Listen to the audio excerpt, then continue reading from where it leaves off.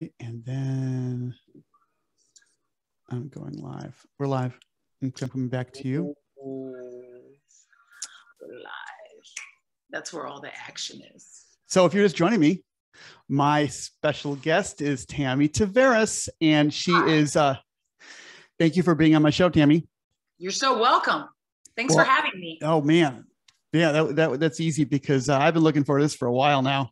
And Tammy, you have been, your IMDb credit is like a mile long, but if anybody's been alive in America and watched TV in the past 25 years and loves shows like Dharma and Greg or Melrose Place, or 90210 Beverly Hills, or N.Y.P.D. Blues, or just a dozen other shows, you've either made special appearances or you've been a co-star. And you were, of course, Dr. Bader on Days Are Alive, and you've also been on General Hospital. So you've been like a fixture. You ever been called a fixture before? Mm-hmm. Oh, you've been a fixture. You've been a fixture on TV, and you've been in some really special little movies, especially a movie by Mike Nichols. What Planet Are You From?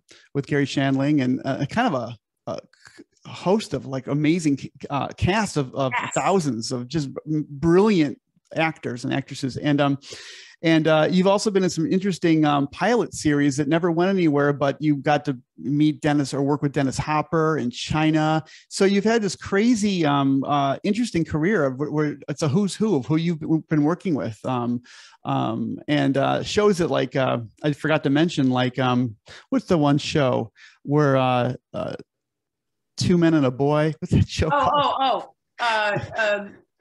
Oh my gosh. Yeah, you're right. What is it? No, it's the 2.5 Men. I always get the name wrong. 2.5 Men. You were on 2.5 Men. And you had this, well, we'll talk about that in a second, but, and then your career you did some interesting things that I found fascinating in about 2009. And I don't know if this was a pilot or not. You did a series of shorts called Balls Out, which was like girl talk, kind of like, like not dirty girl talk, but it really wasn't. It was kind of like honest girl talk.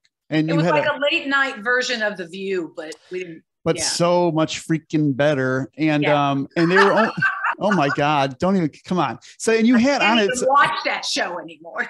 No, I never watched it, but like, but you had like a Bond girl, Ivana Milosevic on it, Whitney Dillon, Natasha Aiello, I was going to list this, Kathy Mazer, Christian Miller, and Carla Sophia New, and Michael Nash directed it, and or co-produced it with you. So it's there's only like about 12 episodes or something, right? Is that right? Yeah, but they're like 4 to 7 minutes long, but they're like tearjerker, some of them, and they're really just rip your heart out kind of conversations, and sometimes pretty intellectual. Mazer just says some amazing bombs. I'm like, that I had to write down some of the things she was saying.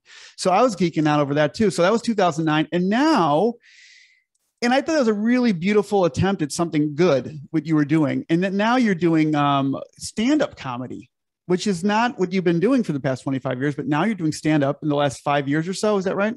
Actually, I think I started in 2012.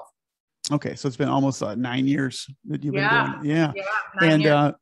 And you have, I would say, a kind of a confessional style. You just kind of lay it out there, where you come from, and it's kind of autobiographical. Is that fair to say? Yeah, you're right. It is fair to say. You're right. Yeah. And it's interesting because you and then when you look at your comedy and then go back and look at your career, it sort of makes sense. I mean, because it's like you're the kind of actress that isn't, or actor who's not afraid to like pretty much do anything. You're very matter of fact, and you're put in lots of different roles, and you're a very strong woman with good bones, like you were saying, we were talking about before. So you could become anything. And so we'll talk about that. So welcome. And why don't you explain to the audience how you would explain who you are, Tammy Tavares? Oh, wow. How would I explain who I am? Well, I tell you what, I come from nothing. I come from teenage parents. Literally, my parents were teenagers. So that was a very difficult upbringing, if you will. And we moved around a lot. I was always an actor, though. I was an actor. I think I came out of the vagina as an actress. I mean, I used to always, play. I used to put on plays in the back of the trailer park and charge a nickel to come. Well, my wife asked me, I asked my wife on a walk yesterday, I said, got any good questions to ask Tammy? Because I never asked my wife this, but I was like, I wanted, she goes, yeah, ask her what kind of girl she was. What was she like as a little girl? So, and you just went right to it. And I was a very protective. I'm a very protective person, protective of the people I love. So I will fight for you. I'm one of those people. My sister, I used to always protect my sister. She used to get in so much trouble. Of course, later I realized that she actually deserved that trouble. So I probably didn't really need to protect her so much. But it was tough. I'm not going to lie. It was a very tough. I had a lot of hard knocks. I had to figure things out. I didn't have any guidance or any mentorship really, which is one of the reasons why I didn't, which I now look back and regret. I didn't go to college. I was an honor roll student. I actually really loved academia. Like I love knowledge. I'm interested. But I was sort of all over the place. And I left home really early. So I was just sort of flying by the seat of my pants trying to. So when you say left home, when you say left home, what do you mean you left home? Like at 16, you just got on a bus and left? Actually, I was 17. Yeah, I moved away. I moved to a different state. I moved to Florida.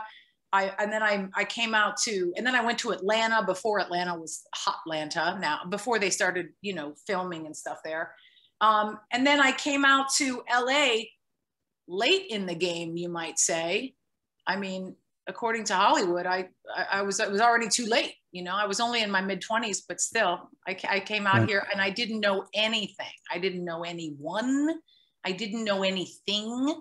I had no money, but I found an apartment and got myself in an acting class and just started putting myself out there. And I landed Days of Our Lives within about 6 months of being here. And that was a fluke. There wasn't even a role.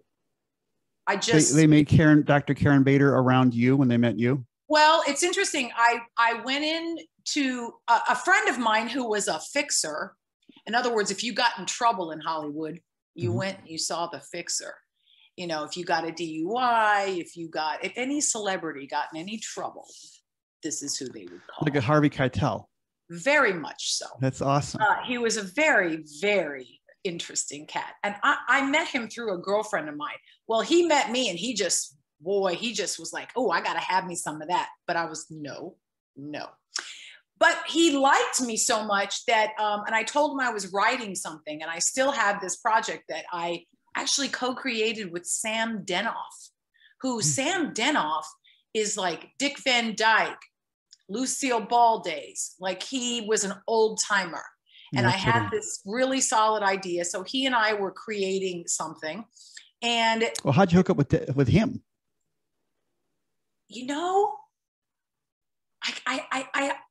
I want to say I met some producer who knew him, and he introduced us, because it's hard for me to remember how we met. So you knew who he was, right? I knew who he was. Did you just like casually pitch him an idea? Like, I've been thinking about this. Yes. And he said, I had it in a let's sentence. fight. He bit. And he loved it. And we created it together. I mean, it's, I still have that project and it's still relevant today. I have a feeling what I'd really love to do is try and we were putting it together, but, it was very different back then. We were putting it together. It was a really great show idea, but anyway. This is like 1995 we're talking about here, mid-90s. Yeah, exactly. Anyway, the fixer knew one of the executive producers of Days of Our Lives, because he had fixed something for that guy. So he said, hey, he owed him one. So he's like, I have a friend client who is a writer. I didn't think of myself as a writer, but I didn't think of myself as a lot of things. I was told I was a writer, and I was told straight off the bat from ICM, Jack Gilardi's ICM, which I think every woman in town has been in Jack Gilardi's office. Let me just say that. He told me I was a comedian, but anyway, I got to meet with the executive producer of Days of Our Lives, which was Tom Langen at the time. And he was such a lovely man. And we talked about writing, and we had a wonderful meeting. And that was it. I left, I got home, and the casting director had left a message for me saying she wanted to meet with me because Tom really liked me. So I went in and I met with her, and I went in there kind of like I am now, no makeup, jeans and a t-shirt, and just shot the shit with her. I just was and then I said to her, hey, hand me that script, hand me a script, give me something to show you. And so she did. I said, I'm going to come back. When can I come back? You want to come back in 2 days at 3 o'clock? Perfect. So I took the script, went home, worked on it, came back fabulous, came back in full fab, and did the audition, or I should say did what I came to do, because there was no audition. And we had pagers at the time. So she was like, oh my God, great to meet you. I'm going to keep you in mind. What are you, blah, blah, blah, blah, blah, blah, blah. I get down to my car, my pager's going off, and I think, oh shit, I must have left something. So I go back up, and she's like, there's a role. She's a doctor. They don't have any idea what they're going to do with the character, but they want a strong actress. It's recurring. And would you like it? And I was like, but the character had never emerged yet. It was coming. It never. And look, I wasn't part of the family structures on the soap. So it sort of limited my character, but I got to do it. And I did it for 12 years. And right. It was my waitressing job. It kept me from having to, I sold shoes when I first moved here. So it kept me from having to do those things.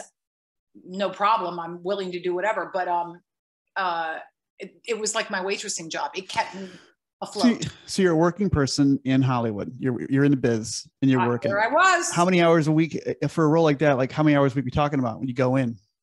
Oh, it just depends. I mean, you go in early in the morning and you leave late at night, but it was random. I mean, sometimes I was on the show 12 to 15 times a year. One year I was on, like 30 times. I mean, there was no rhyme, no reason. I just, a script would be on my door and I'd be working. Was it 8-month season or was it a year round for soap operas? It was pretty much year round, except for like the holidays. They had blacked out for that. And how deep is the script in terms of how deep are the series in terms of writing? Is it 1 week out, a month out, 2 months out? Oh, I think they, I'm not quite sure, but they have, I think about a month. I think about a month out. But there were a couple times that I showed up on set and they're like, oh, well, we have, and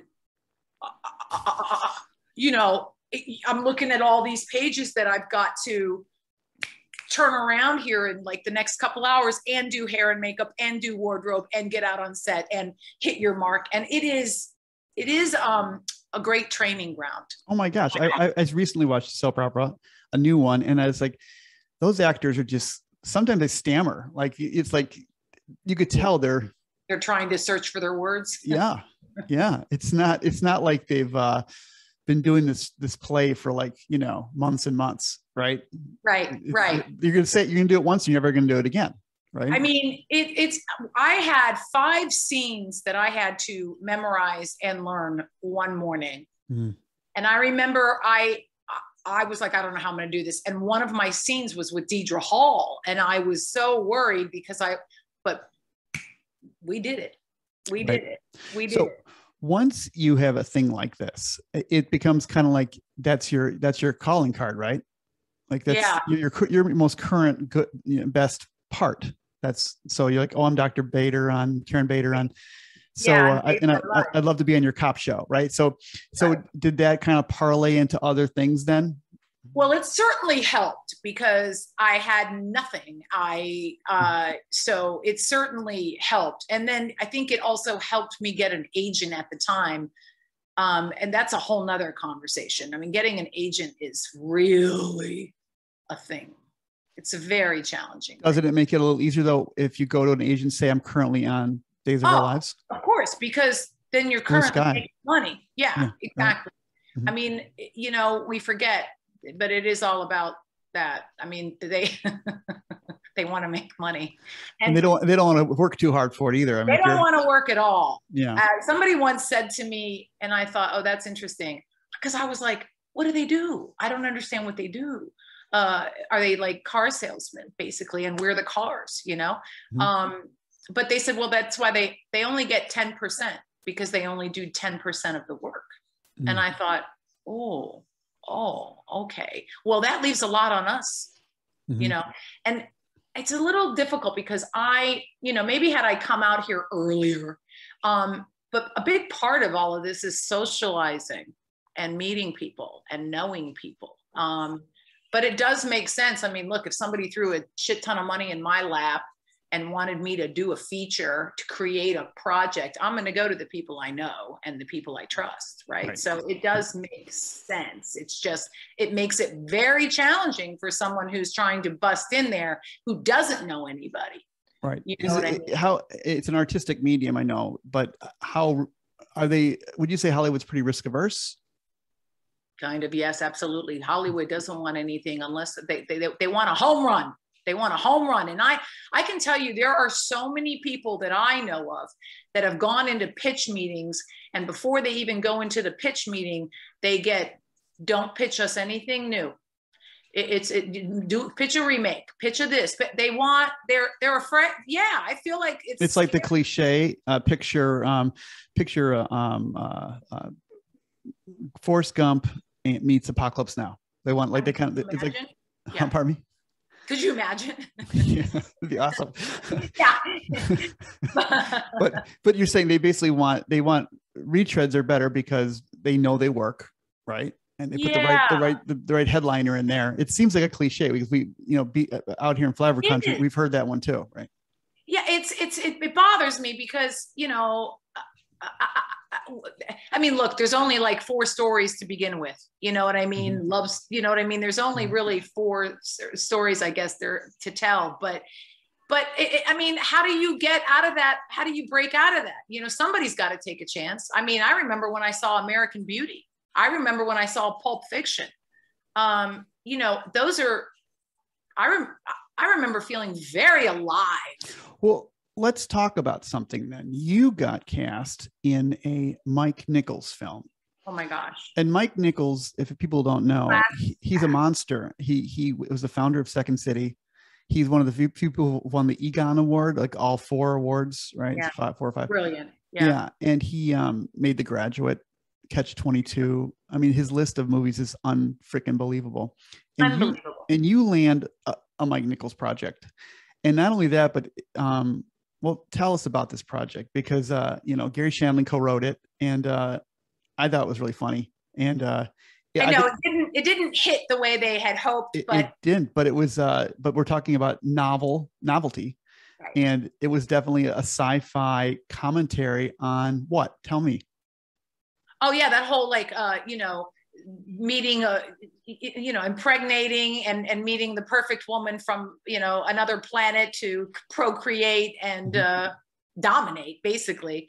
Oh God, working on that project was such a dream. And Mike Nichols, they brought me in to read for a role that I honestly, I was like, oh, I really don't want to get that part because it was this, I mean, look, I would have done it. Mm-hmm. She was a stripper. There was a role of a stripper, which I mean, no problem. But I was kind of hoping to get into the project in a different way, but I was so thrilled to go meet Mike Nichols. And I remember going over to Sony and meeting him. And it's funny. He also told me I was a comic. He's like, you are a funny lady. Yeah.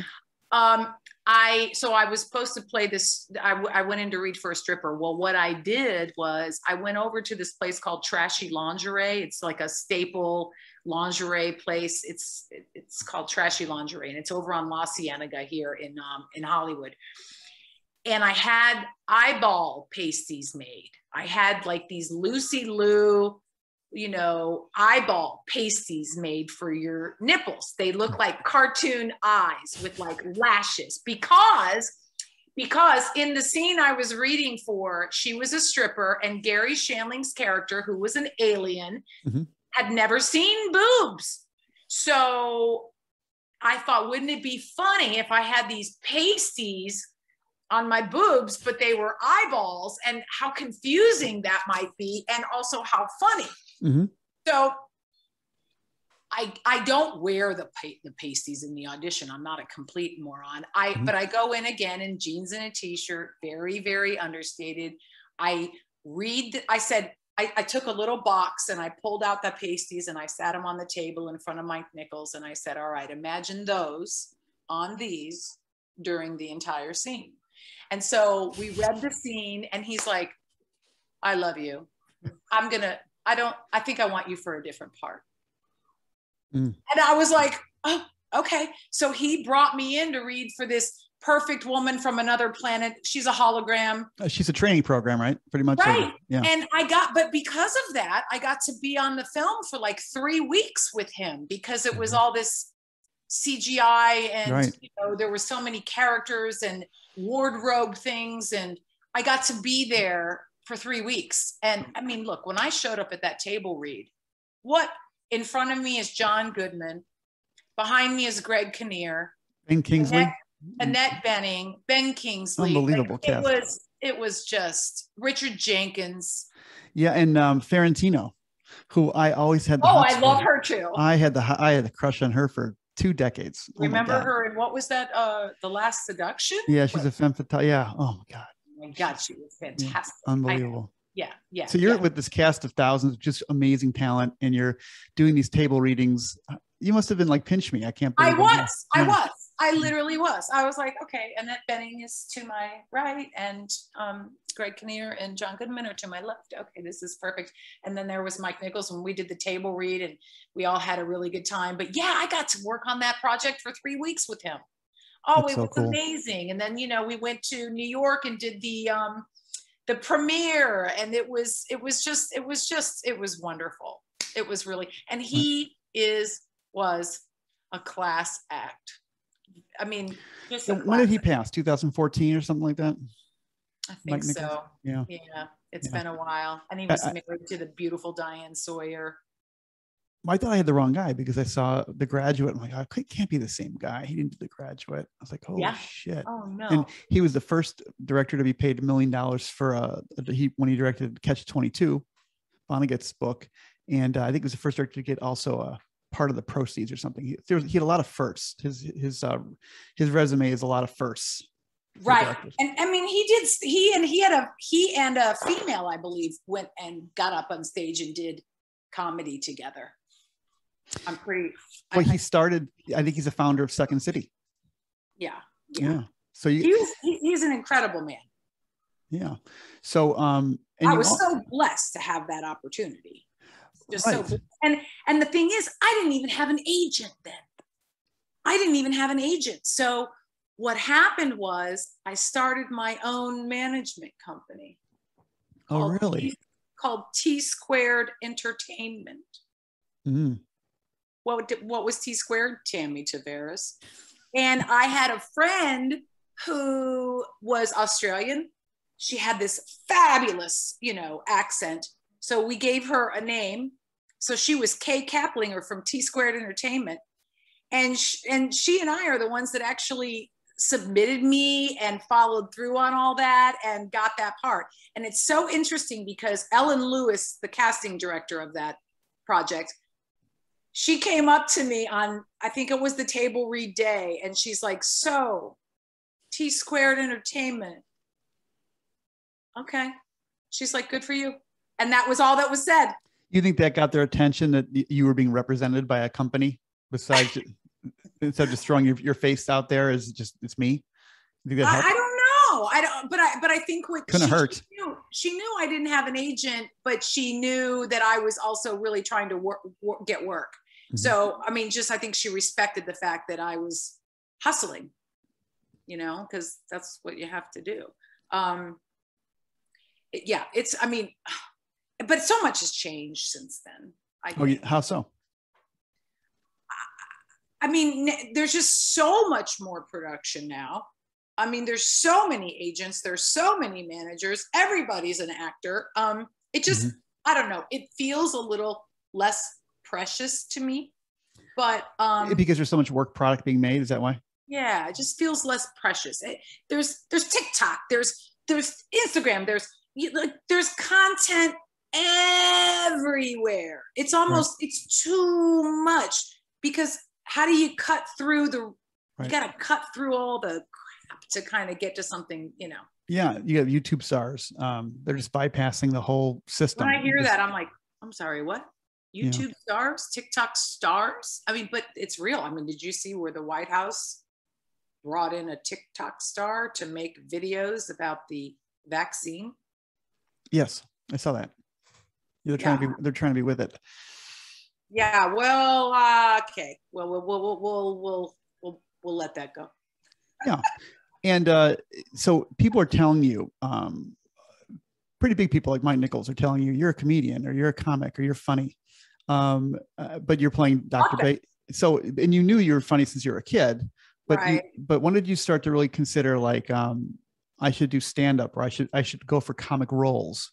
Because you were in a lot of comic roles on sitcoms and things. So actually, I used to get booked. I mean, I got hired for, but I don't think it aired. I got hired for the first, Michael Richards from Seinfeld. Right. Mike Richards. He Kramer, our lovely Kramer. Oh my gosh. He's a very interesting dude. Much more serious than you might think. And you were his pilot? I did his pilot. I got hired to do his first pilot, but they ended up, I want to say they did 4 different pilots. They spent a lot of money on making that pilot. And then I think it only aired a few episodes. And I don't even think it wasn't even the pilot that I shot. I think they script. So, and they hired another really well-known guy, because I was playing his girl Friday, if you will. Oh God, I got to think of his name. He's huge. What the heck is his name? But oh gosh, that's going to drive me nuts. So they build pilots around like Ellen DeGeneres, not Ellen DeGeneres, Elaine's character. Elaine, what's her name? The actress? Julie. Yeah. So these people are basically their own powerhouses. So you want to build a pilot around their stardom, right? And so Veep came out of that. So they're probably that's an incredible great show. So they're like, oh, he could be the next Veep. We got to make a show around Kramer. yeah. I think they were making him a detective of some kind. Yeah.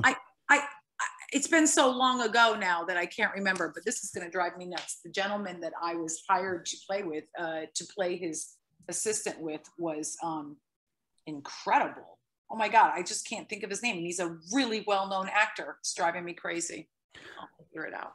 So we'll get back to the comedy. I wanted to ask you about a project that also didn't really see the light of day too much. You did one season, I think. It was called Flatland. And you ended up in another country. You want to tell us about that project and how you got into it? That's another really crazy story. I actually shot 9 episodes of that project. It's a sci-fi series. This is how it was pitched to me. Crouching Tiger meets The Matrix. There you go. That's how it was pitched to me. Right. Crouching Tiger meets The Matrix. Michael Fenton was the casting director. He was another really wonderful, top-notch A-list casting director. Truthfully, I'll tell you something. That was right at 9/11 had just happened. So things were really in flux. We were in a state of disarray. And I remember the day that I had that audition. And I actually went in for a guest star role. I didn't read for the role I ended up getting cast for. I was late to that audition by 45 minutes, which never happens. But I was watching the news because so much was going on in the world. This is 9/11. This is 9/11. Oh, they still did the auditions. That's amazing. Yeah, no, I went in person. Yeah, they did the, I went in, and I remember they were just calling my agent to see if I was going to make it. So I get there.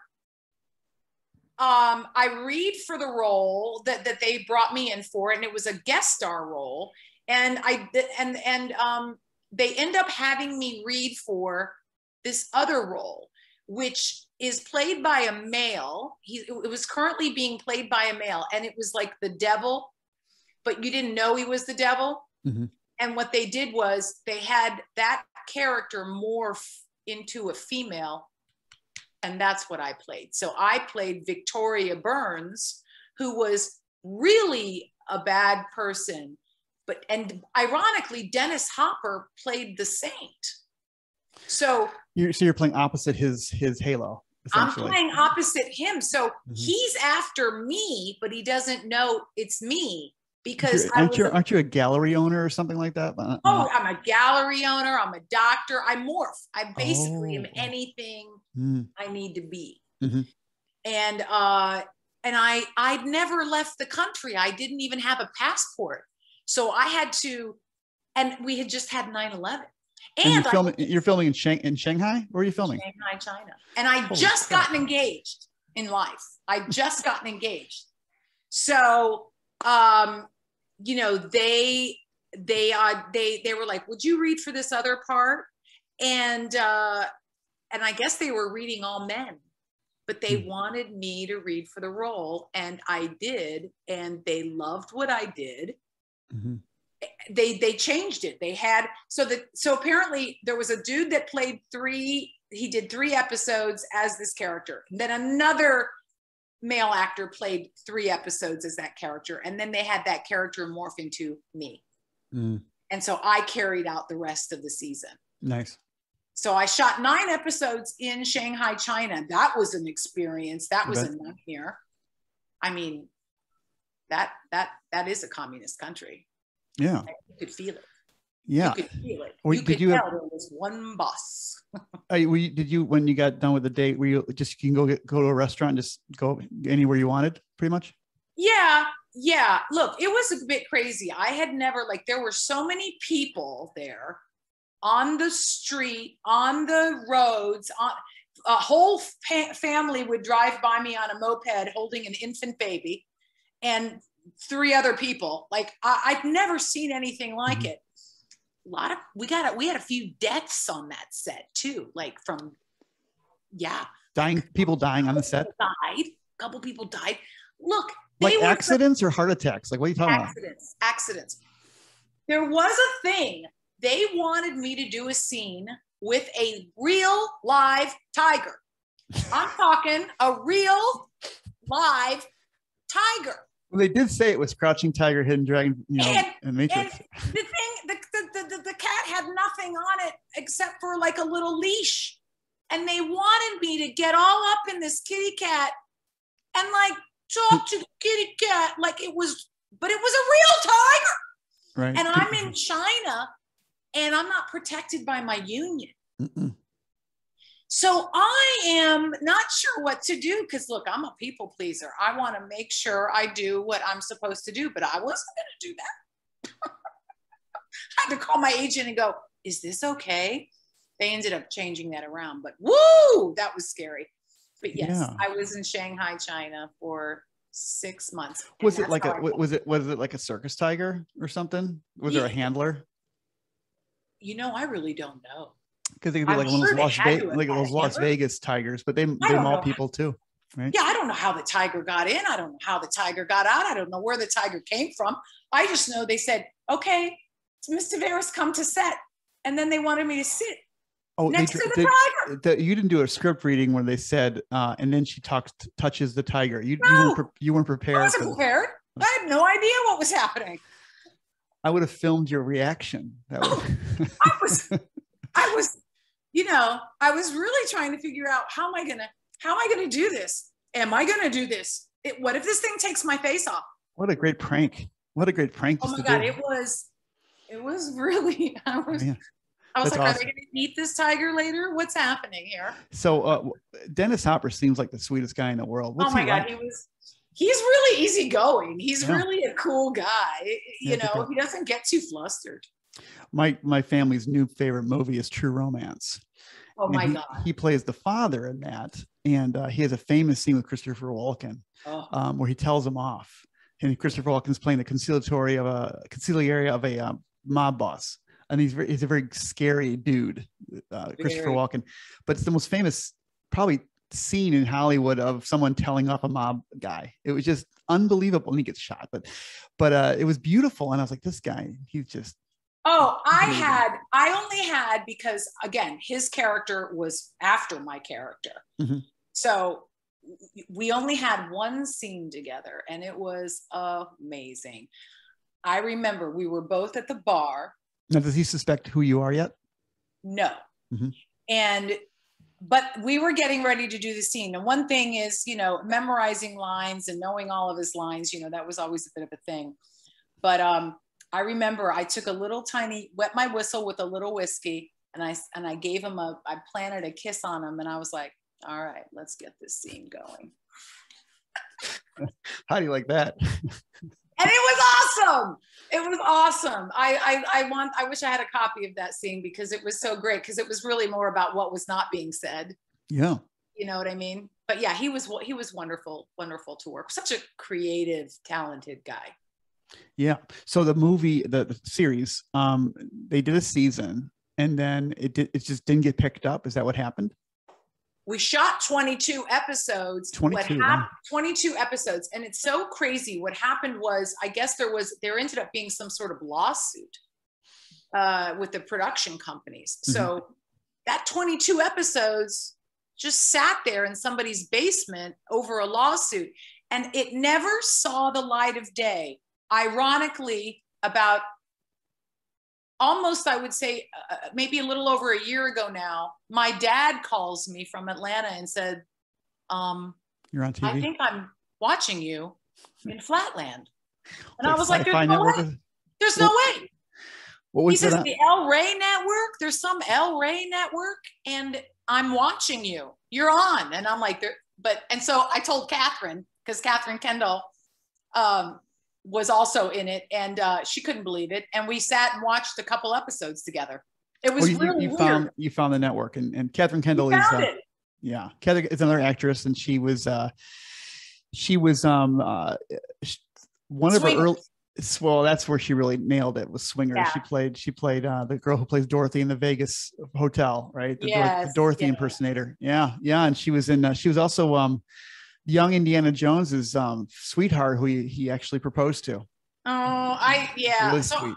I met her in that production, and it's really funny because when I showed up, she'd been there already for a little bit. Mm-hmm. And I showed up, you know, chipper and ready to work and excited about the process. And she didn't want to let me know. She didn't want to raid on my parade, like, hold on to your hat, girl, because this production is rough. It's a shit show, huh? She didn't want to, that poor girl, I mean, her hair started falling out. I mean, I actually gave her a haircut. She was a co-star, right? She did a lot of stuff with Dennis Hopper. Yeah. That was great. It was great. But it was it was all an experience. I mean, I've never been to China. But I was also very, very happy to get home. Really? Yeah. Because what'd you miss the most? What do you think you missed the most? About home? Mm-hmm. Well, everything, really. I mean, I felt like, I don't know, I just didn't feel as safe over there as I would have liked to have felt, you know? Yeah. And the air was really dirty, and, right. You know, like you know, they wear masks all the time just because there was so much soot in the air. I remember coming back from just walking, and I walked into the place where they were putting me up, and there happened to be a mirror right there in the entry. And I turned and I looked, and I had soot, like almost like my face had been in a chimney on my face. Yeah, I think they're still burning dirty coal, and there's a lot of cars, and they had the most, you know, what are those cranes or they had the most amount of, like, what are those, Yeah, the construction cranes for building skylights. Yeah, they were all over there for all the building. Yeah. I mean, I don't know what Shanghai is like today, but it was crazy then. And that was right after 9/11. So right. That's really exciting. Also, I think that's why, it was right after then. So I kind of wanted to be home. Yeah, because your home was hurting and you weren't there. Yeah. And I've got that. I have got that thing in me where I want to protect. I hate injustice, and so of course that's making today's world a very difficult place for me to live. Yeah, and it's one thing to be an actress, and there's a truth in your art, but a comedian, the truth in their art is I think more truthful, because comedy's harder. It really is. Comedy is the hardest. How do you make people laugh? Right. And I didn't really trust myself. I didn't really know, like in my soul I knew that I needed to do it, but I was really too scared. I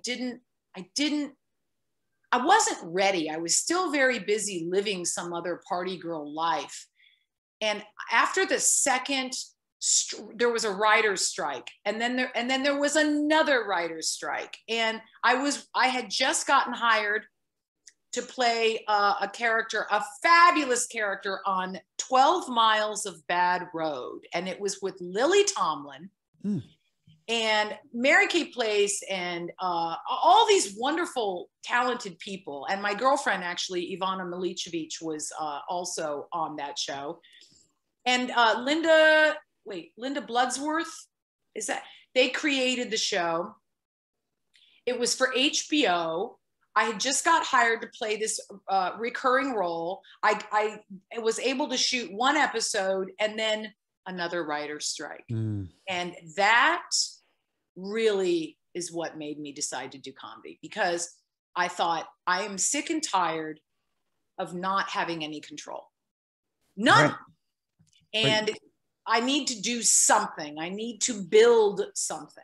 So what I did was I thought, well, God, what a scary arena. But if I really just use my stuff, my story, my comedy, my family, my pain, then I'm not going to get in trouble for making fun of something that I probably have no business making fun of. Do you know what I mean? Like some comedians, they step in it, which is very terrifying. I mean, it's kind of our job. But I just didn't I didn't allow myself to go into that arena. I was like trying to keep myself under wraps. I was a little too nervous to let that part of myself out. I'd run from that part of myself my whole life. Well, how would you describe first, what part of yourself are you talking about? Well, my real self, the childhood, the family, one of my jokes in my stand-up, and it's not a joke, is that my sister stole my high school diploma. I say, but to be fair, I was the only one in the family that had one. Right. And she took my social security number and she entered the US Navy as me. And that's true. Because she had not a good enough record to get in? Is that why? She did not graduate high school. She got up for the last 6 months and left for what we thought was school, but she didn't go to school. So I kind of sympathize, because at least she's joining the Navy, right? That's something. I know. Look, but as so Tammy Tavares, the veteran, so you're in the Navy. So I've been in the Navy. I know.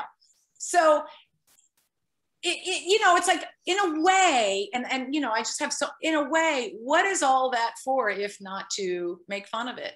So, and also we all have crazy families. We all have crazy, so I just thought, well, what if I bring all that to light? What if all that I'm not really, that's behind, like, what if I bring all that to the forefront? What if I utilize that and make fun of it and set myself free? And truthfully, for me, I think I had a lot of shame around a lot of things that were just, I didn't need to. So it was it's cathartic too. And I wanted to let other people, I was hoping, my hope is always to set somebody else free, so that, they don't need to feel like, to set themselves free, to have a sense of humor about all of the pain.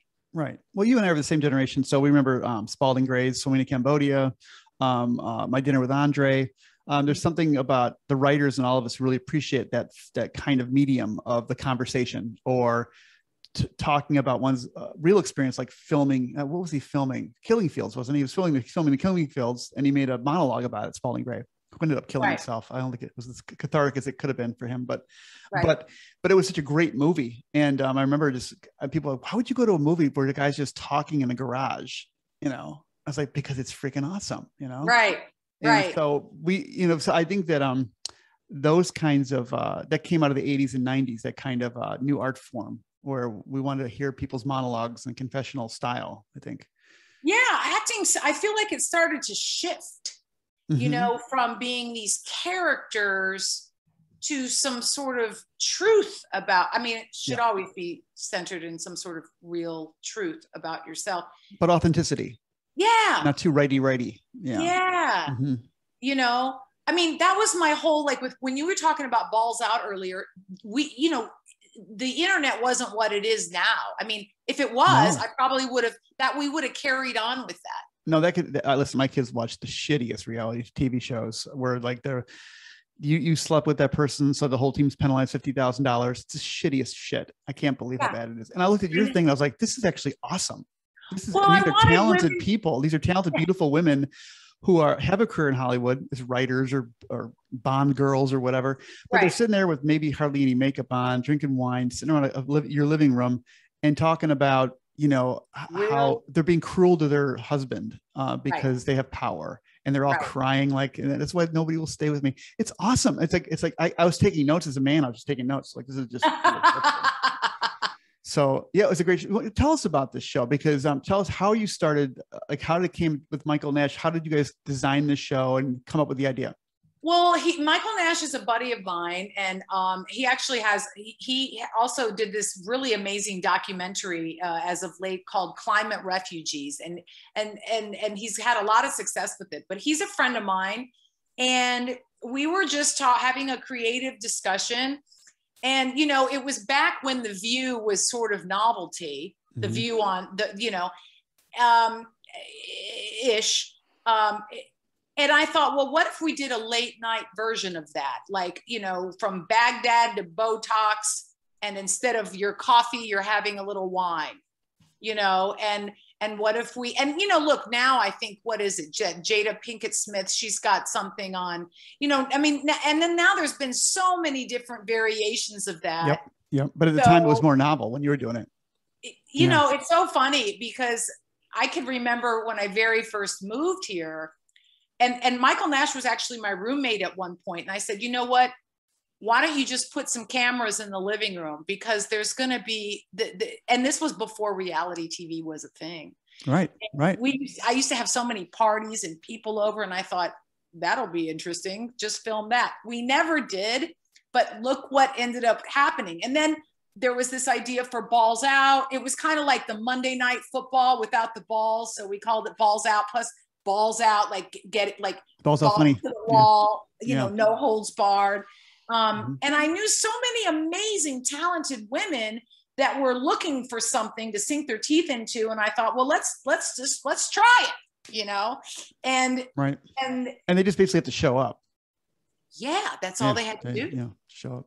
But, there's always a few that say some things that maybe they later regret saying. And then you've got the issue of, oh God, I need to either edit that out or. Yeah. Like the comment with the, well, it was Milosevic, but the Croatian thing of, better my daughter is a whore than a faggot. And I was like, whoa, she just said that. This can't be like in the last 10 years. Oh my God. I know. Well, it's Croatian.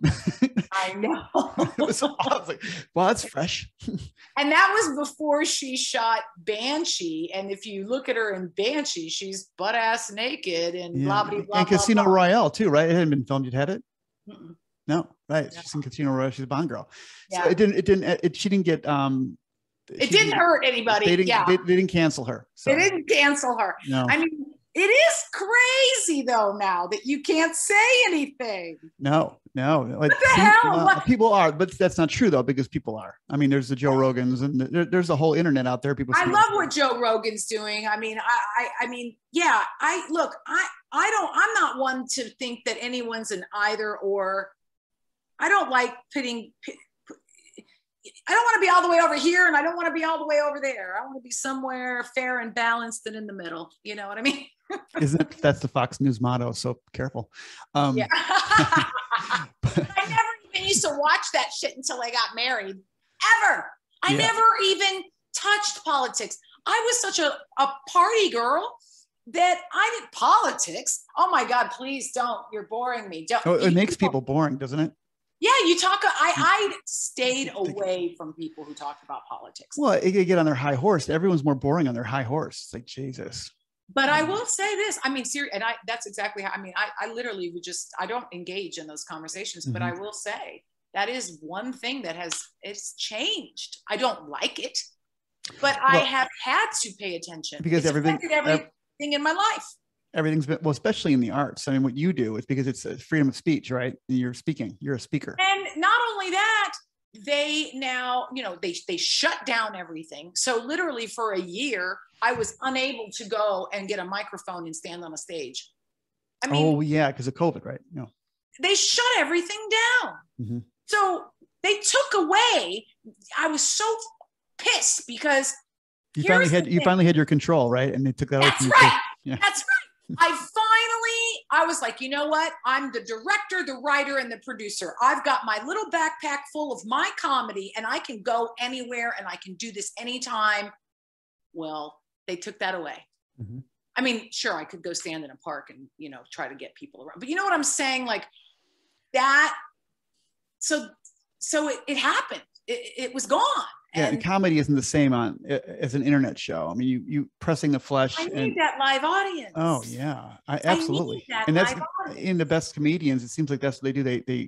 They go to the clubs to build an act, right, and to test out material because it's very scientific. You're basically A/B testing your material until you finally hone something, right? Right. Because you're listening for the laughs. Yeah. I mean, look, I didn't know when I first started doing my comedy and creating my set and I didn't know if it was going to work. I had no idea. And so I'll never forget getting that first laugh and that permission, so then it gives me permission to keep going and keep going. And the things I'm sharing, people were really responding to. So I was really grateful because then it gave me this arena. But yeah, when COVID hit, I had a monthly residency over at the Comedy Store, and I created the D cups of comedy with another female friend of mine who also has some D cups. Mm-hmm. So as a joke, I said, we could call ourselves the D cups of comedy. And awesome. And they were like, that's it. That's what we're going to call it. And I was like, no. It's too on the nose. No. And they were like, we love it. D cups of comedy. So, that was wonderful. I was doing that. I was full steaming ahead. We were doing monthly shows. We were selling out. We were having a wonderful time. March 9th, a few years back now. Yeah. And then it was just gone. And now, now you got to have your Vax card to get into the club. Right. Just like, really, you got to have a Vax card to get into the club, but you don't want me to show you my ID when I vote? You mean you want to see a vaccine card so that we can go laugh, but you don't think I should have to show an ID to vote? What the fuck is going on? It's weird, and it's going on all over the world, and like the Germans are fighting back. Hypocrisy is insane. The French are now my son was telling me he's about to go to Austria. And I guess the French are laying down on it, but the Germans are kind of pushing back because, the idea of where's your papers, they invented that shit, right? Mm-hmm, mm-hmm. So, my husband, his mother mm-hmm. is a true Holocaust survivor. Oh, no shit. Oh, no shit. She is a true blue. Is she alive? Yes, she is. So does she have feeling? Is she aware of what's going on? Very aware of what's going on. Really? So what does she have to say about it? She can't believe it. I mean, she can. look, ironically, she's a Trump supporter, which of course is not very popular. But and you're in LA, so it's probably, and I'm in LA, especially not popular. I shouldn't even utter those words. But right. She is a Trump supporter. She felt like look, he did what he said he was going to do, and she really appreciated that. I don't know why I mentioned that she was a Trump supporter, but is she pro-Israel since she's a Holocaust survivor? Is she like because he did bring the embassy over to oh yes, that made her very happy. I'm sure. So she and her mother were begging for potatoes. She saw her father shot and killed. Like she truly lived during that, and she's very terrified of where we're headed. Well, what terrifies me is when the polity, when the civil discourse gets to the point where that some people, we in our neighborhood, some people won't look us in the eye. You could be the murderer, or if you dehumanize other people. That's what I mean. Yeah, and think that they're less than worthy. They're not really a person because they have these thoughts. They're irredeemable, I guess is the one word I want. But if it comes to that, that's when atrocities can happen. When Absolutely. Right? I mean, absolutely. No, we're not far from. I mean, I hate to say that, but my friend the other day was amongst a bunch of her friends, and she mentioned something about this, and she said, this is like the camps. This is like before you know it, there's going to be those are the vaccinated people, and these are the unvaccinated. And she compared it a little bit, and everybody jumped down her throat. But look, let's be honest. I mean, there's a big divide going on in our country, and it's scary and sad. And it seems like currently it was that, well, if you voted this way, you must be a racist, right? And so there's the racist and the non-racist. It's very binary. Everything's very binary. And, but I'm not really sure I understand what, look, as I said before, I don't know anything about, this was a world that I never really, but I've never seen anyone hated so much in my life. And it didn't make sense to me. Like this one man does not have, he's only been in it just didn't make sense. He's in the public, but he's a public person for like 20 or 30 years. He was in Home Alone 2. I mean, this is a guy who, you're talking about Trump, right? Yes. Yeah. He was relatively pretty popular guy. And amongst liberal New Yorkers. I mean, he was just a guy. He's just a business guy. When did he become the devil Hitler? When did that happen? And I really look, you can call him whatever you want, but I just don't understand. Look, I don't have to sleep with the guy. He's not my husband. But we need somebody to do these difficult things and to look after us. And I just don't understand. Well, I would talk to people, they say, well, don't you think he's a son of a bitch? I'm like, yeah, but he's our son of a bitch. And you kind of want a son of a bitch as your president. You don't want it. You really want to believe that your president's a really nice, soft puppy dog, because then you really want, do you want a soft puppy dog as a president? No, I don't. Jesus. I want a badass who's going to look out for us. But people don't like him. I'm like, yeah, I know. But who cares? Who cares? I mean, that's what I don't understand. And I got that thing in me, that whole and the underdog. So it actually kind of made me feel more protective of him, which sounds insane, but they don't add up. I don't get it. They don't add up. I don't think there's been a lot of sincerity going around. I think people have a lot of trumped up rage, no pun intended, but a lot of rage. You're right. And it really it's really unearthed a very ugly side of humanity. Yeah. And I don't put that on him. I put that on us. What the hell's the matter with us? It's crazy. Well, and now everybody's going after everybody. Well, I think that's why people relate to comedies, because we all know we suck. And we all know we're good. We're both. And I think that's, you're right. We're old enough to be from a generation where I don't remember ever, I mean, I could argue with a Republican or a Democrat, because at one time I was left wing in college, and I was like, oh, it's fucking Republican. I'm sure I'm liberal, and but I talked to people. I didn't think that it was a disagreement. Right. And you could think, well, you're just an obnoxious country club going Republican piece of shit or whatever, or you're just a machine Democrat from Chicago, you're corrupt, whatever. Right. But it was like we all went to eat pizza together. It was just, you know what I mean? It was a different time. Yeah. It wasn't like you're less than human. You're the ruination of the universe. You're an existential threat. There was never that. It's really sad because, like you were saying earlier, it's like some people won't even look you in the eye. It's like, I mean, people are treating each other like, oh, you could be the killer. You could be the killer. You could be the killer. Oh, yeah. And it's like, oh my God, what's happening? And it's ironic because the research is showing that if you have the vaccine, you're a carrier of the virus. The symptoms it mitigates the symptoms, right? Is that supposedly?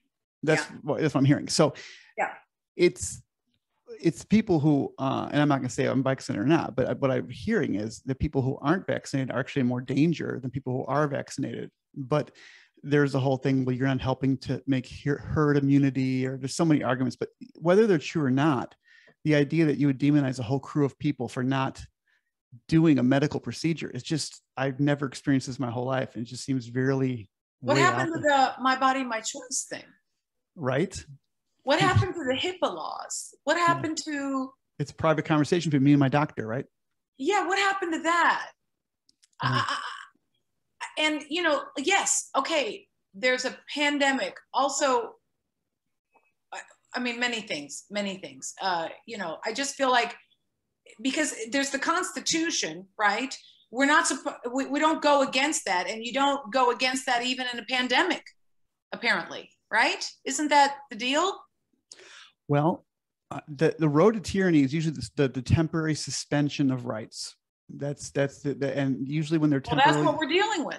Yeah, and there's a long history of temporary suspensions of certain rights, and they're always never temporary. They never really come back. So that's the thing. And you know, there's always a good reason, right? Public health, public safety. You know. Sure.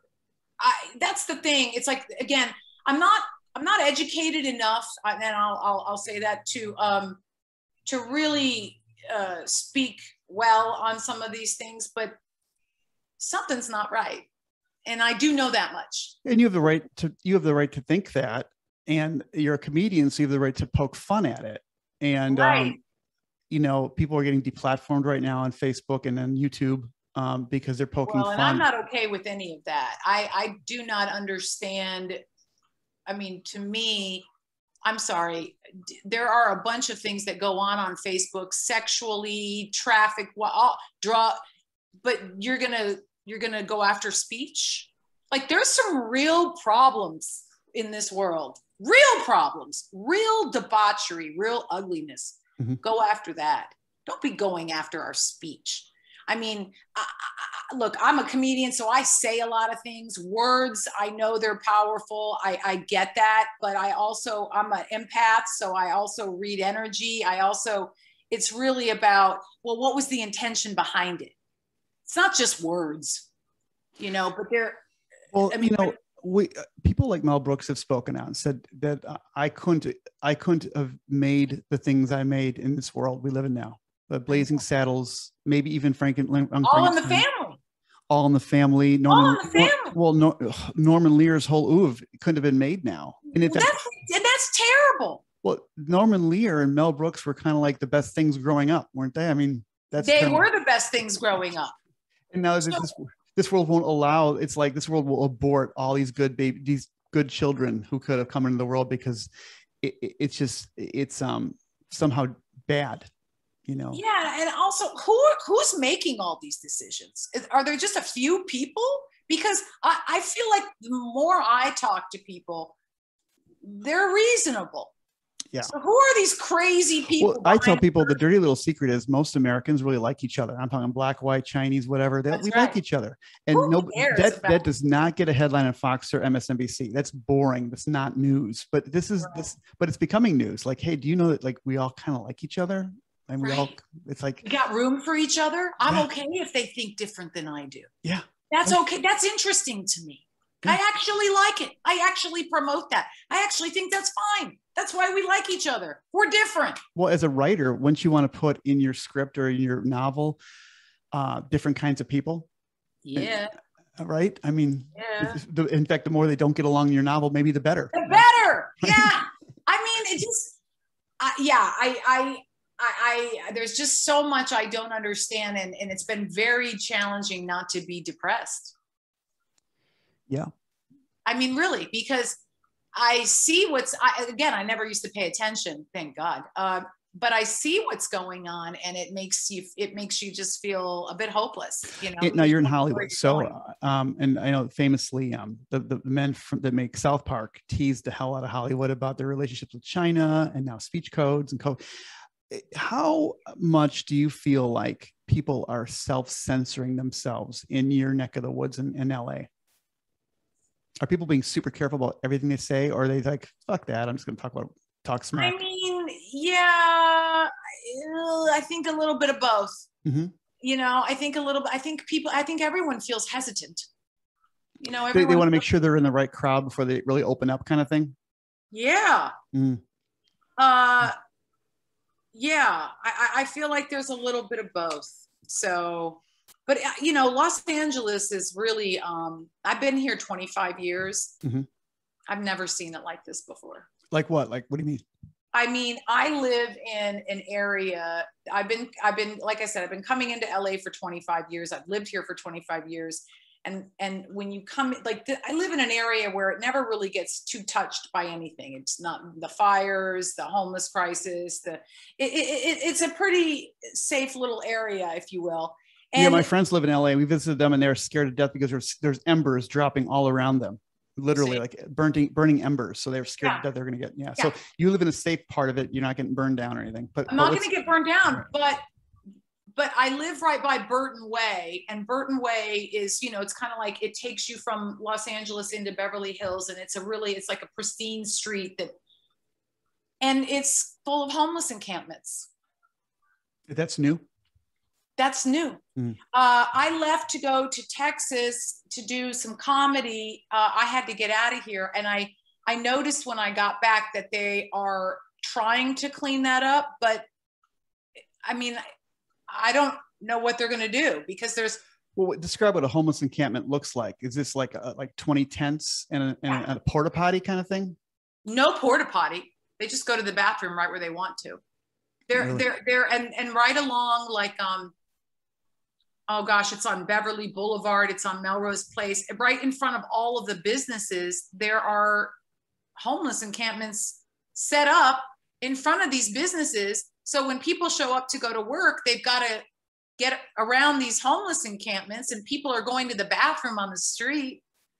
I mean, it's otherworldly. It doesn't, and here's the thing. I've seen it.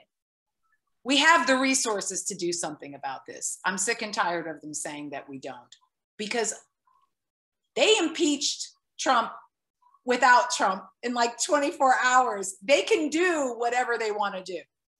Don't tell me you don't have the resources and it's going to take all this time. Bullshit. You can do what you need to do. They don't want to deal with it. I don't think they know what to do. What do you think's wrong with these people? Are they just, it's just because they're out of a home, or is it economic? Are they mentally ill? Or what do you think it is? I think it's mental illness. Because it's one thing to have homeless people. That's and it's tragic because all you want to do is help. Right. But now it's more than just the homeless. There's a mental problem. So it's dangerous. Because I'm someone who's like, you need a blanket? Can I get you some food? Is there, but now it's like, you don't even want to approach because you're going to be in danger. And that's terrible. And we're paying a premium to live here. I mean, our taxes and what we pay to live here is completely insane. It's not fair to us. It's not fair to them. It's not fair to anybody. But what are they going to do about it? I was in Ontario, California, which isn't far from you, right? It's it's like southwest of LA, Ontario. Mm-hmm. Yeah, and it was beautiful. And I was at a homeschool convention because I sell toys. So I'm selling these educational toys at a homeschool convention, and some of those beautiful, wealthy-looking homeschoolers I'd ever seen. I was like, I guess in LA and California, your middle class is kind of small, so you're either really rich or really poor. So these are wealthy homeschoolers. I mean, just their husband worked at Silicon Valley, or the wife worked at Silicon Valley, and they were just, homeschooling. Anyways, my point is this. I said, I'm loving California. It's so beautiful out here. The air, it's unbelievable. And they said, don't move here. Don't do it. Move to New Mexico, move to Las Vegas. Don't move here. They said, don't do it. They were like, to a person, like, don't do it. Right. As nice as it is, it's not that there's problems right now. There's a lot of problems. And I hate to say that because I'm an optimistic person, and I always see the brighter side of things. I really can't stress that enough. But after a while, and after seeing all this, you have to see the writing on the wall, and it is what it is, and it's bad. Every place goes through it. I mean, New York used to be a horrible place, and it was a beautiful place. Now it's kind of bad again. Chicago. Yeah, it used to be nice. I lived there. It's gorgeous.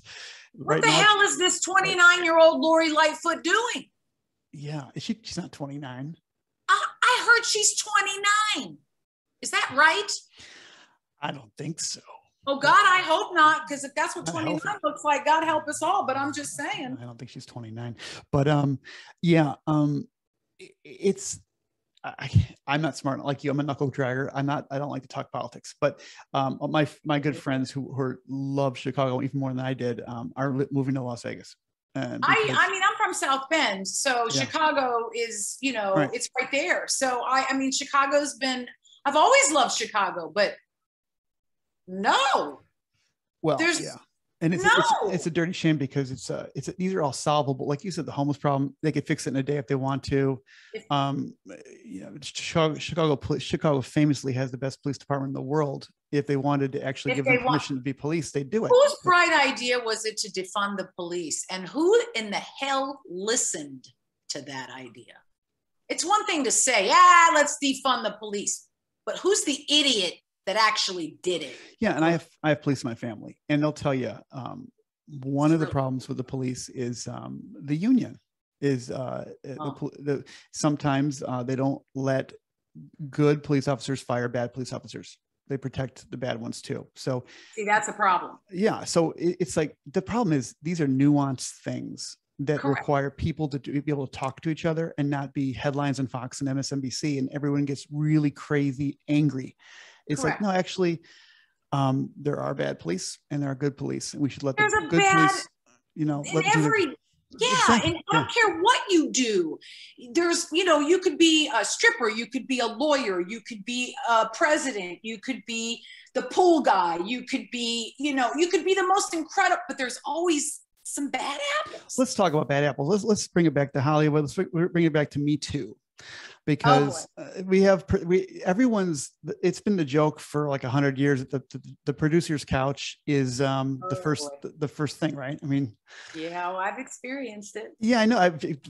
Okay. And if you want to share that, that's great.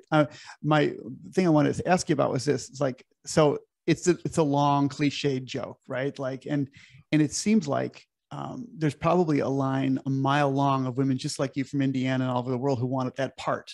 So there is, right? So and I'm not going to say that nobody is asking for abuse.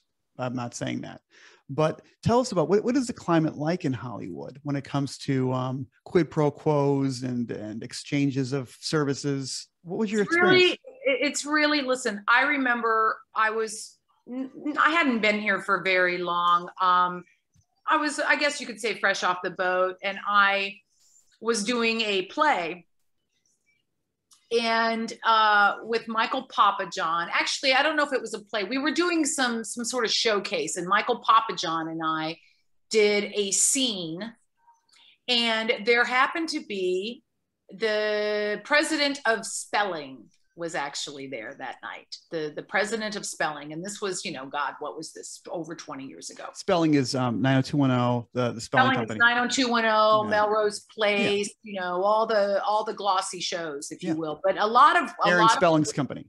Yeah, Aaron Spelling's company. Mm-hmm. So the president of spelling was at the event that I was having that night. And after my scene, somebody said, hey, the president of spelling's here and he wants to meet you. And I mean, I was so excited. Mm-hmm. So he's like, well, we should go to dinner and we should talk about what's available for you. You would fit our shows. And it's true. I would have been great on any one of their shows. And I mean, I wanted to work. I was, you know, I was so excited. And so I met the man for dinner. I thought that's what you were supposed to do. And he told me at dinner that if I dated him, that I would have a part. And I laughed because I thought he was kidding. I really did. He may be my girlfriend and you'll get a part kind of thing. Yeah. Mm-hmm. Yeah. And I laughed because I thought he was playing with me, and he literally looked at me with the weirdest look and he said, oh, Tammy, don't be so naive. This is how it is done. And I just, you know, I thought, oh my God, my heart sank. I didn't know. I was so naive. I didn't realize. What was your, at that time? At that time you had no agent. Right. And you had, I was a newbie. See, what was your friend network like? Did you have other actress friends or nobody to talk to? I had nobody. So I didn't know what to do. I didn't know, oh gosh, I should have vetted that guy. And he's basically, that's the perfect prey for him. It's you, right? He was the president of spelling. He could have put me in, he could have changed my whole life. Right. And he's dangling in front of you. Oh my gosh. Mm-hmm. I finished dinner with him. I want to say he brought me into a meeting. I went into a meeting once. He locked the door and I wasn't going to give him what he wanted. Mm-hmm. But I'll tell you what I did do. I left that meeting and I called someone that I knew who was a hooker, and I sent her to his office. Did you really? Yeah. Did you pay her? Yeah, I did. Holy shit. So that's well, epic. I said to her, I said, listen, that's epic. I said to her, I said, listen, I'm going to tell you what I'm dealing with. I'm not this girl, but I want you to know who he is and what he's expecting. And she had no problem with it. And this girl was stacked. I mean, she looked like a Playboy centerfold. She was gorgeous. So how did this fall out? How did this story end? Well, I know she later on played some bit part on one of his shows. She got a part? She did. The hooker got a part. The hooker got a part. But what I did do was I stayed on top of that man, not literally, but I had him introduce me to the casting director, Pamela Shea, and she was the head of casting for spelling. Okay, so wait, so when the hooker showed up, did she say the compliments of Tammy Tavares? Oh yeah, I set up the whole thing up. So you did get him laid. I did. So then he owed me.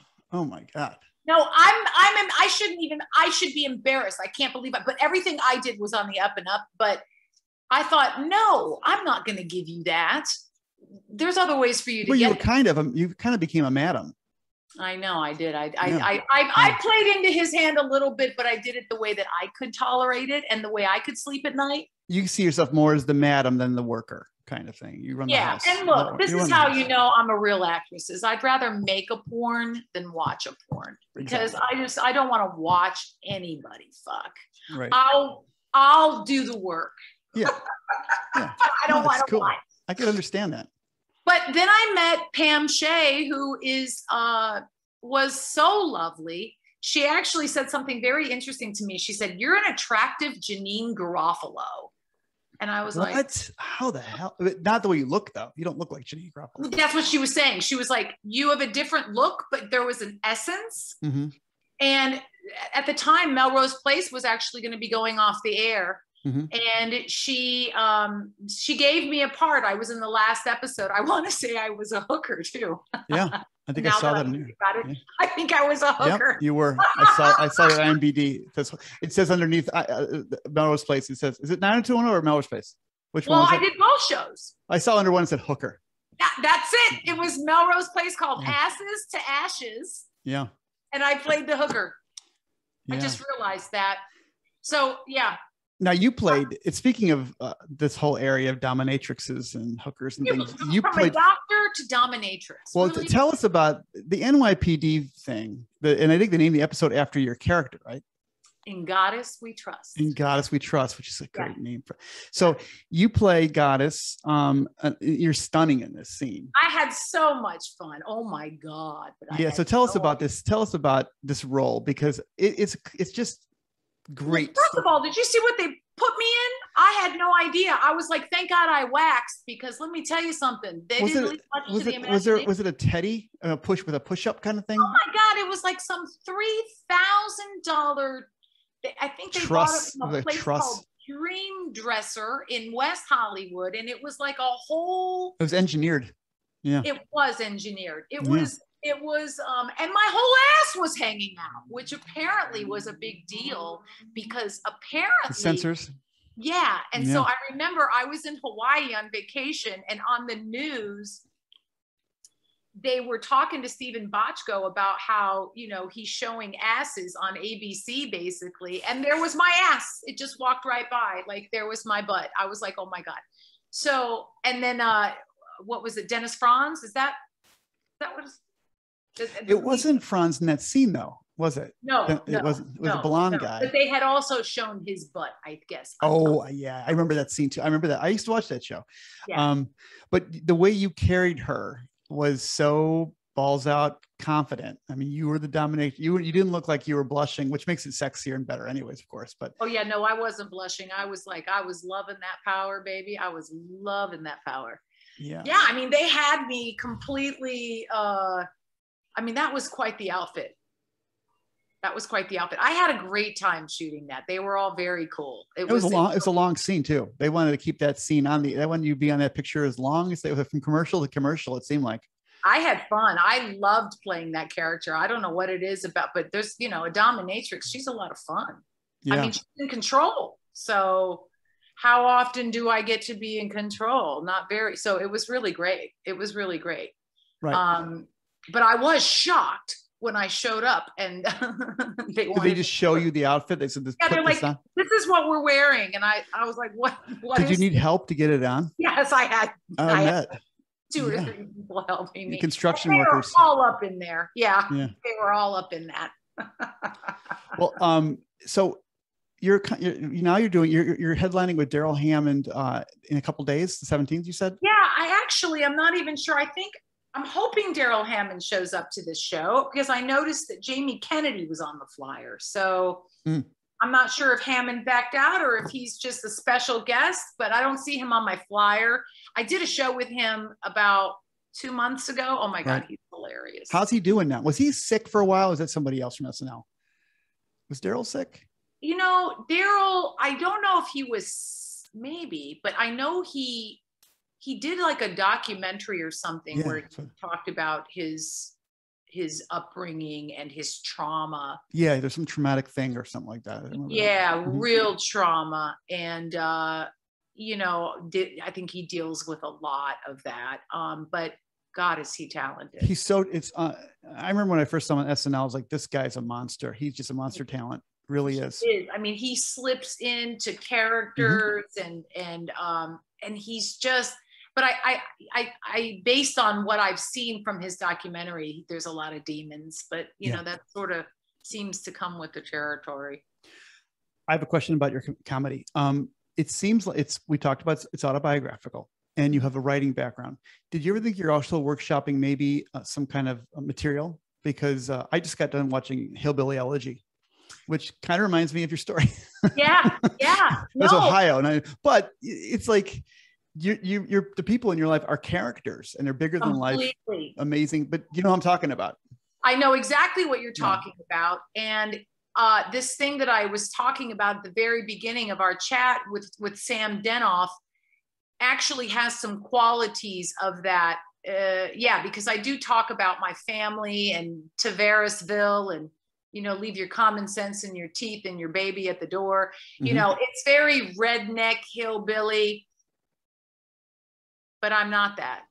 But I am that, but I'm not that. Yeah. Well, and in your routine, you talk about Dr. Gregory and the pills, right? The little pharmacy. Oh, your Dr. sugar daddy. Dr. George. Dr. George. Yeah. So you had a little history before Hollywood, and you bring that into your act too. And there's a little bit of shock value to it. And, but you were a young woman, and I was a young woman, and I had no idea what the hell I was doing. And, but I found my way. You know, some people go to Hollywood and they lose themselves and they lose their minds. And actually, for some strange reason, I've found myself. I grew up, but not without its hard knocks. Right. I mean, you know, the fact that I mean, this doctor is the one that introduced me to opiates.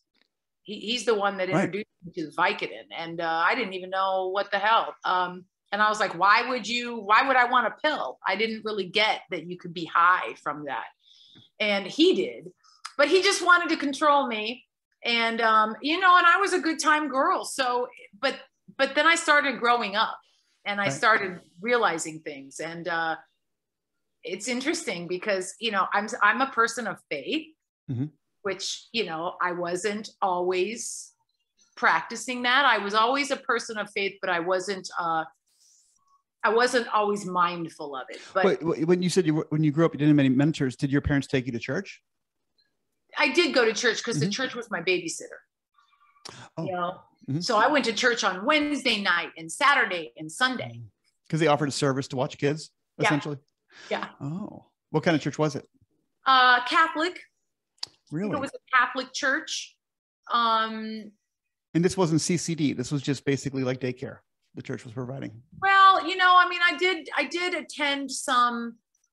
I did also attend the services. So, you know, I just, you know what, I didn't have much of a relationship with God before. And that changed because I started to realize how fucked up humans are. And I stopped looking for human mentors and started going to the Word. When did this happen about? Not sexy, but boy, let me tell you what. Oh, yeah. You know, it's not, it doesn't sound sexy, but it's the sexiest relationship I've ever had.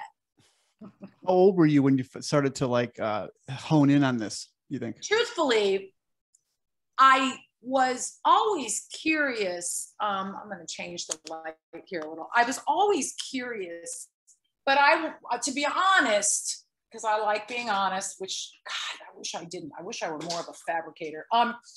And I'd say when I was 33, which was my Jesus year, I was like, okay, now I really want to dial into this connection. And I really want to know what I'm talking about. And I want to know the Word more. And I want to try to understand what this is all about more. So I would say, pardon me, I would say I was about 33 when I really,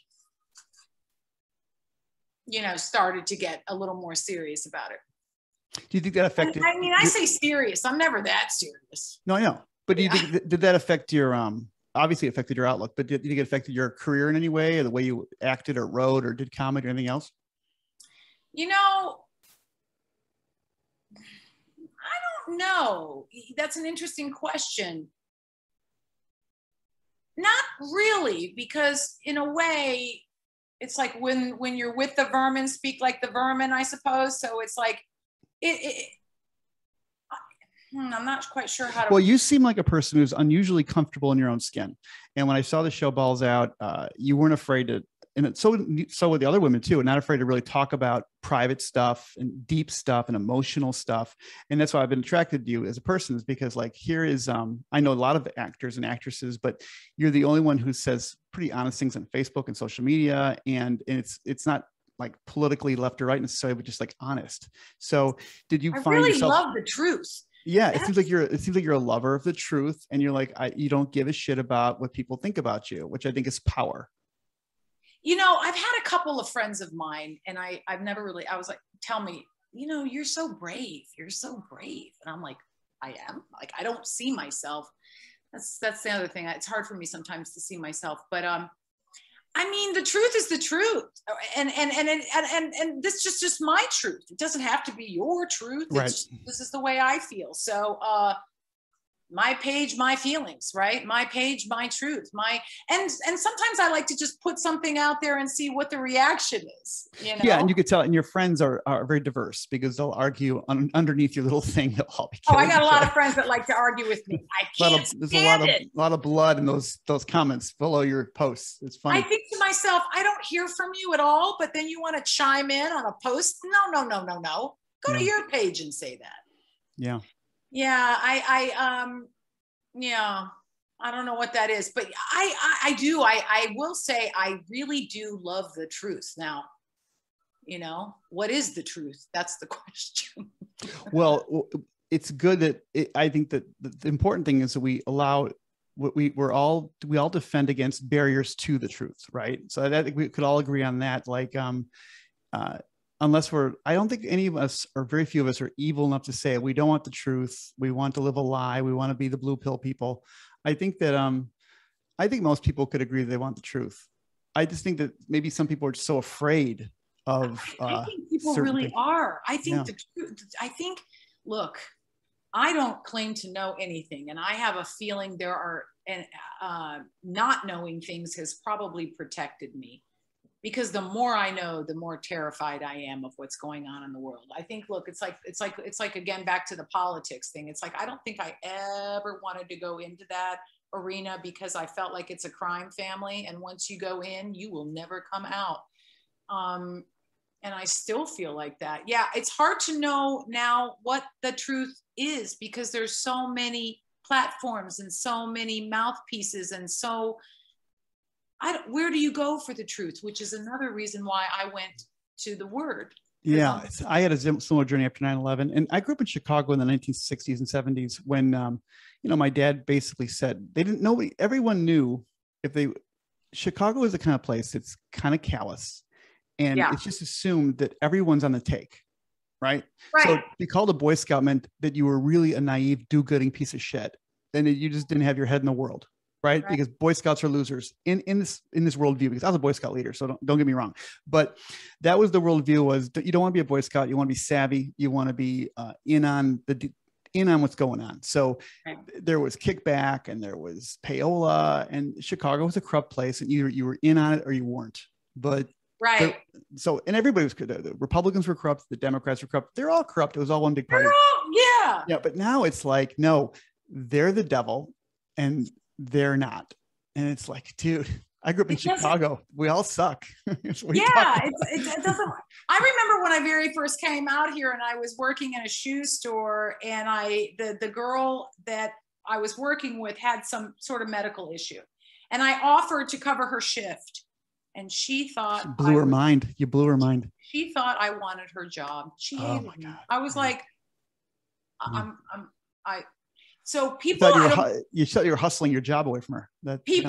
I think I've had that happen where people, they're so jaded that they think I'm trying to hustle them, and they don't trust that I'm just being sincere. Yeah. And that's sad. It really is sad, but that's where we're at. That's where we're at, you know? Well, I mean, I'm against it. I'm against it too. I'm against it too. I'm like, just be, I like to shoot straight from the hip. Yeah. And speaking of religion, I think that the love things goes a long way. And you've got a lot of the love thing going on. And I think that that goes a long way, don't you think? Which love thing? You mean love and kindness.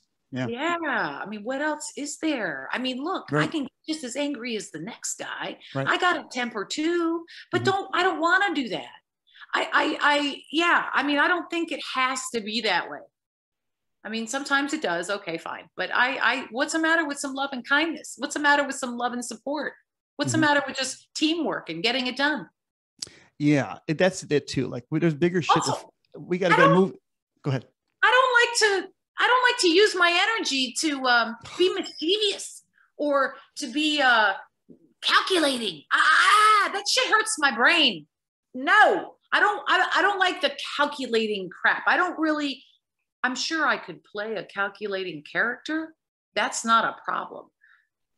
But to be that way, nah. Yeah, and most people in America who have to go to work, have a boss, have a job, have a business, have a brand, whatever it is, they're keeping their mouths shut on a lot of stuff because my husband. Yeah, because you know what? It could hurt their business. It's private, right? And so I don't think you really, social media, you really see people who are either independently wealthy or whatever it is, or retired. On Facebook, it's all retirees. They got the biggest mouths, it seems like. And so you're not getting, I don't think you're getting a real good swath of America. You're getting just like a lot of grumpy old people and people who are either out of work or professors who have tenure or whatever, right?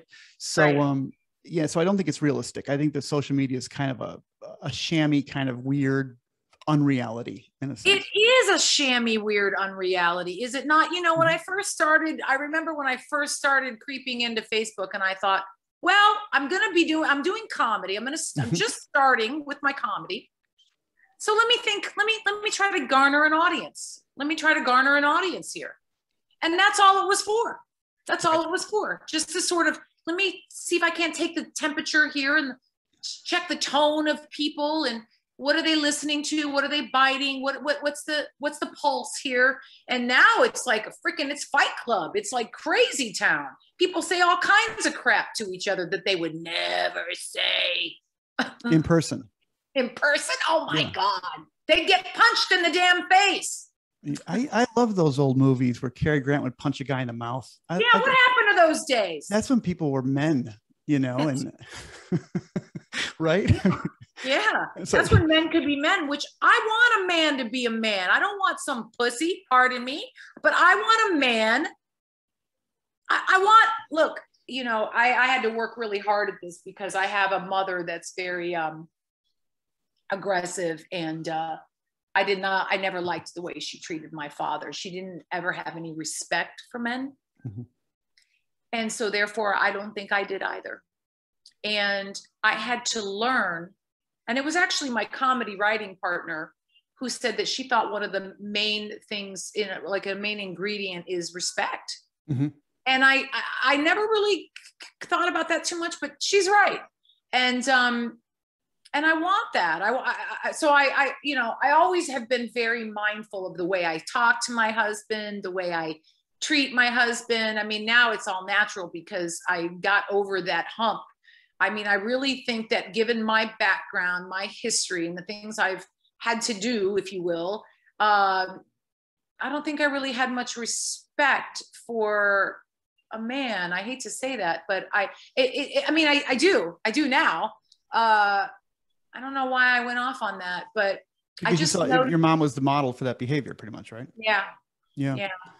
Another wife question she gave me. She said, ask her if her high school friends will be surprised by where she is now in life. You know, I want to say they would be, but then I have a feeling they'd be like, no, I kind of thought you would be like this. You know, my friends all tell me now, they're like, oh, you were always an actress. You were always funny. You've made me laugh since you've always made me laugh. You're a natural. So I guess maybe not. I mean, you know, it's like I said, it's kind of been hard for me to see myself. But I actually think they probably would be like, yeah, we figured she would be making people laugh or entertaining people. Yeah. Oh my God. Some of the best time on stage in my entire life was when I was in high school and I had to go up on stage. I was not allowed to say any words, but I was supposed to feed some pigeons in a park. And I had the most fun I ever had in my life. And boy, did I make that room laugh. Just with that material, you made the whole room come down. All I did was I had to create a setting where I was feeding pigeons in the park. And I remember I was like a drunk hobo feeding the pigeons. And I never said a word, but I had the best time. There is something to that live audience thing. Yeah, I remember when I was in Cub Scouts, I was probably like 8 years old, and it was Aaron Burr and Alexander Hamilton's duel, and all I was supposed to do is get shot and die. Right? I did like 25 somersaults. Yeah, I somersaulted out of the room. Yeah, because I thought that'd be funny. It is funny. That is funny. So I can relate to the bird feeding because I would have done something. You know exactly what I'm talking about. Yeah. That's hilarious. All you were supposed to do was die. Die. Couldn't. And you somersaulted out of the room? That's not good shtick, just dropping dead. What's that? You know? So you know exactly that feeling. Oh my God. Yeah. If you got the opportunity to be on stage, it's like, you know, you got to do something. Yeah. It's an arena that's really, like, some people really get scared, but it's very exciting if you can allow it. Yeah, and your humor, it definitely is not jokey. You definitely, I've seen some on YouTube, and you definitely test material, and I know somebody said you really like to make people feel uncomfortable, don't you?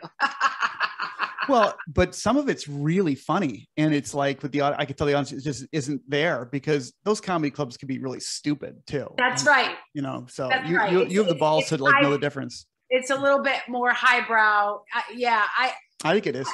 I'm still finding I will tell you this. I did some comedy in Texas, and it was a whole new world. Because, you know, when you do comedy in LA, that crowd is just staring at you going like, been there, done this.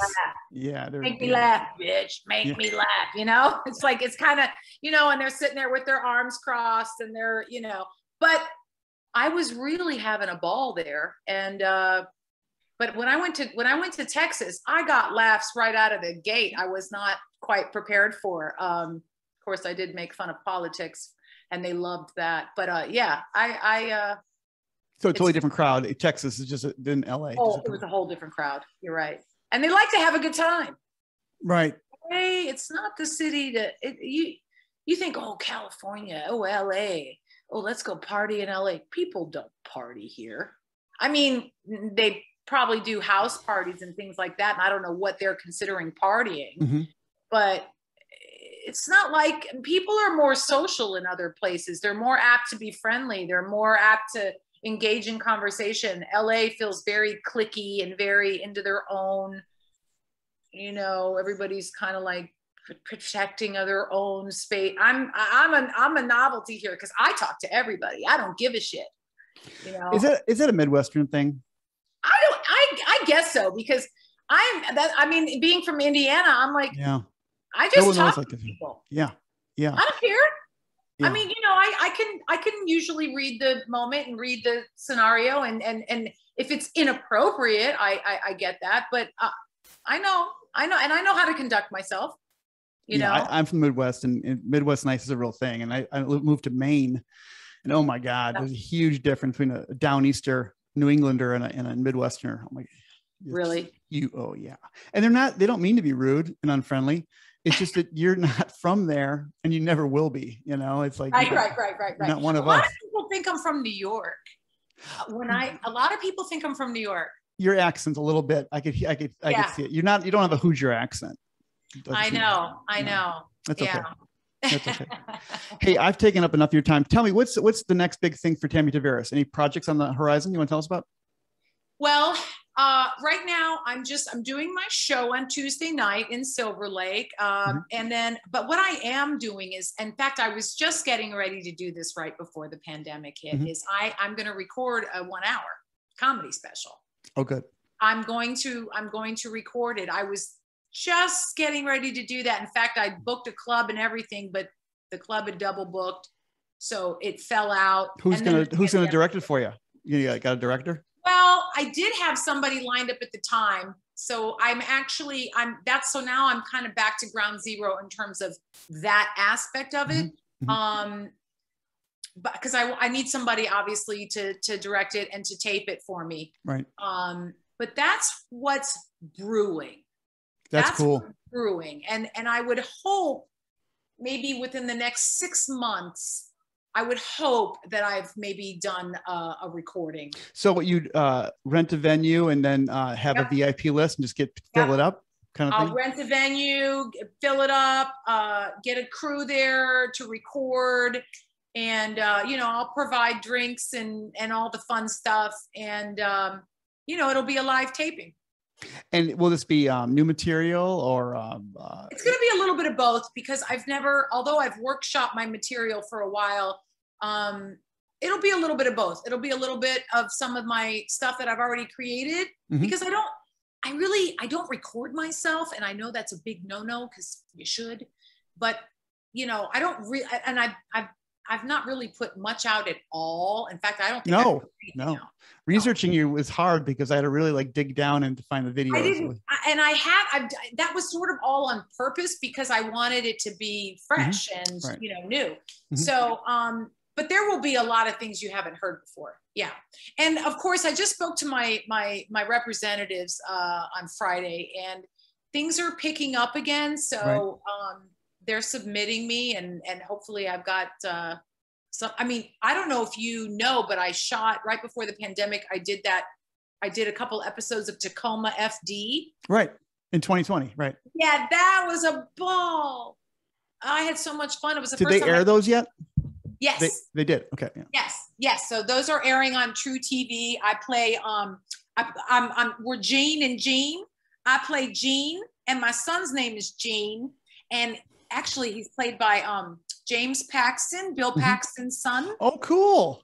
Oh, it was awesome. I'm a huge Bill Paxton fan. Oh, I am too. I love Bill. I loved him so much. And I actually got to meet him. And I hate to say this, I'm embarrassed, but I forgot he passed. I think of him as being, cancer, right? Yeah. Or the heart attack. Heart attack. Yeah, it's a heart thing. It's right. Totally out of I think of his energy, and I still feel like he's here. And I completely, I knew he'd passed, but it was like I'd forgotten.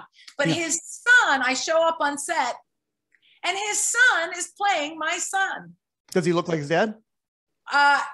He does. Yeah, he does. He's got lighter hair. In the episodes, we look like twins. That's the whole point. We sort of look like twins. What network is it on?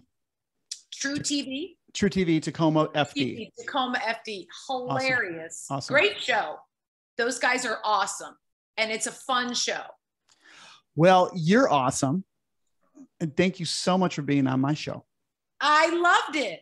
Yeah, well, you're fun. I could talk to you for hours. I know, but I know you got your life to go back to. I do.